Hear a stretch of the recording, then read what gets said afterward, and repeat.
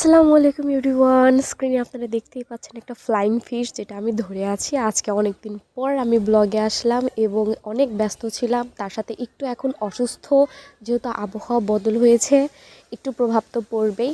বর্তমানে আমি আছি টেকনাফ, আমার হাজব্যান্ড নেভিতে আছে, ও টেকনাফে। সো আমিও চলে আসলাম আমার হাজব্যান্ডের কাছে কিছুদিনের জন্য একটু ঘুরতে বেড়াতে।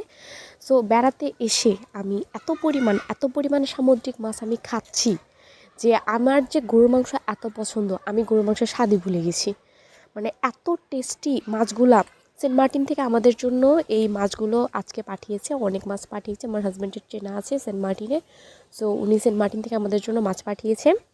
মাছগুলোর নাম আমাদের বালিওয়ালা যে আন্টি আছে, ওই আন্টি আমাকে বলে বলে দিচ্ছিলো, যেহেতু আমি একটা মাছও চিনি না, চেনার আমার কথাও না, কারণ এই মাছগুলো সচরাচর আমাদের উত্তরবঙ্গের ওই দিকে দেখা যায় না। সামুদ্রিক মাছ, পোকা মাছ, বুলি মাছ, শুধু ফ্লাইং ফিশটার নাম আমার মনে আছে। আমি কোনটা পোকা মাছ, কোনটা বুলি মাছ, কোনটা কী মাছ, আমার একটা নামও আমার মনে নেই।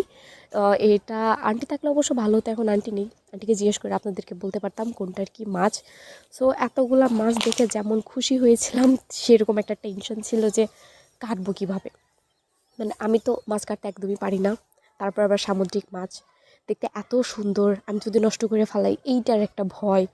সো এখানে আবার দেখলাম কি, আমরা তো উত্তরবঙ্গের দিকে দাটা ব্যবহার করি, দাটা ব্যবহার করে মাছ কাটি। এখানে সবাই কাটারি টাইপের একটা মানে ছুরি আছে, ওই কাটারি দিয়ে ওনারা সব কাজ করে, মাছ কাটে। তো আন্টি আমাকে বলছিল যে টেনশন করো না, আমি দেখিয়ে দেবো, তুমি ওইভাবে মাছ কাটো। এই যে আমার মা, এই যে এটাকে কাটারি বলে, কাটারি দিয়ে আমার মা এই ফ্লাইং ফিশগুলো কাটছিল, এবং ওই মাছগুলো, ও বড় বড় মাছগুলো এখানে ছিল, ওগুলো কাটবে।